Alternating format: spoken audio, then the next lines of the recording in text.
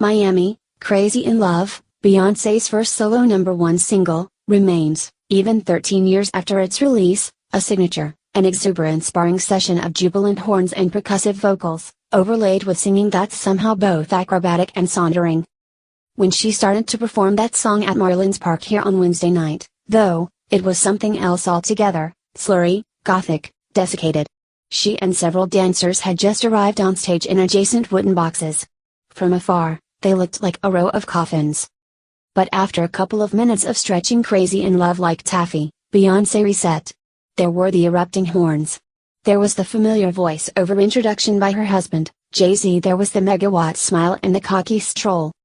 After a quick detour past a disruptive funhouse mirror, Beyoncé had set everything right again.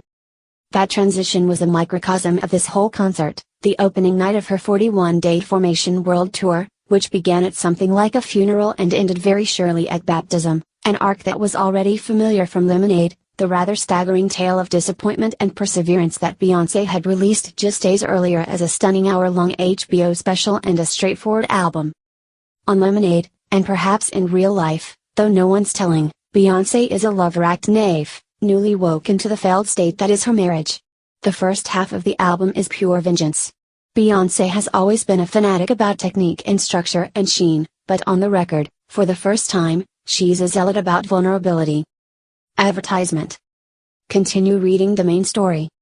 She performed many of the best songs from the album here, Sorry, during which all of her backup dancers extended two indignant middle fingers, Don't Hurt Yourself, during which she was backed on screen by Unforgiving Flames, Daddy Lessons, where she sang about her pain as a sort of cross-generational inheritance. Even more vividly, this show refracted her old catalog through the prism of Lemonade and its revelations. Take The Anxiety of Me, Myself and I, from her solo debut album, Dangerously in Love, released in 2003, the year after she and Jay-Z began dating, or The Grown Folks Problems Captured on Mine, from her self-titled 2013 album. Suddenly, an alternate history of Beyoncé is available, one that de-emphasizes her exceptional voice and ruthless perfectionism and underscores her persistent unease with love. The stage's centerpiece was a giant rotating tower that served as a jumbo screen simulcasting the action to the cheap seats, a video interlude delivery device. Mid-show, the large screen went purple as the sound system blared Prince's Purple Rain, and an interactive movement partner, splitting in the middle to reveal dancers suspended in air. At either side of the stage were smallish bins that held several dozen of Beyoncé's loudest fans. From time to time, she would give one of them a long glance, share a laugh or offer the microphone for a shared song. But for someone who excels at spectacle, and who conducts and executes grand-scale group activity with military precision, Beyoncé made the striking decision to spin large parts of this show alone, unvarnished under the night sky. In these poignant moments, she seemed not particularly preoccupied with the pyrotechnics that ordinarily are used to fill stadiums, though later, there were actual fireworks. Clearly, she felt that a meditative approach to her anguish was sufficient. And indeed, in the shadow of such an overpowering emotional manifesto, some of her breezier material felt misplaced here, as did bits and pieces of songs that weren't hers, a quick dance routine to OT Genesis's Cut It, a needless bit of Eurythmics' Sweet Dreams, are made of this, pasted into her own Sweet Dreams. This was mild clutter, though, especially for a pop star who is a fiery dancer and can keep up with her backing troupe at peak speed and complexity. Several times, they all strutted down a long catwalk that led to a platform in the middle of the field, holding court and striking poses along the way. At the end of the show, that platform was covered in a couple of inches of water, and Beyoncé and her dancers stomped and kicked and splashed in a deeply visceral display of earthy power. As on Lemonade, the show's final act served as a resolution and salve, fury giving way to release. Advertisement. Continue reading the main story.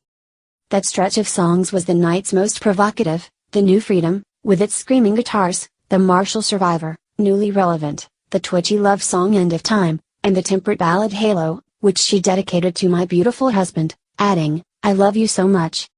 It felt warm but incomplete, lacking the earned resolution she achieved on Lemonade, thanks to conciliatory songs like Sandxels and Ford, neither of which she performed here. Lemonade was first made available on Tidal, Jay-Z's streaming service, and if you're inclined to believe the sort of people who give anonymous quotes to entertainment reporters, then there's this, from me. news, he knew the lyrics, he knew the implications.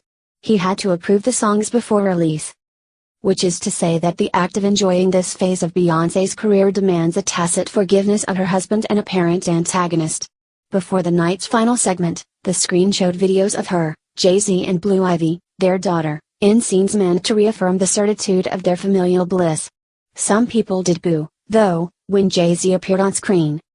When Beyoncé shifts moods on Lemonade away from indignation and toward healing, Jay-Z shifts from a shadowy figure to a near collaborator, even though his voice is nowhere to be heard. Though this show followed a similar path, Jay-Z remained an abstraction throughout. This wasn't his stage, even if he was nearby, watching. During Flawless Remix, Beyoncé sat at the edge of the stage surrounded by her dancers, and sang about the 2014 episode in which her sister, Solange, assaulted Jay-Z in an elevator, the event that was the first high-profile public rupture in the outwardly perfect Beyoncé-Jay-Z union. After that line, though, Beyoncé laughed, said, "Goddamn, goddamn, goddamn," then segued into Feeling Myself, a giggly song about how no one is better suited to loving you than yourself. Song about how no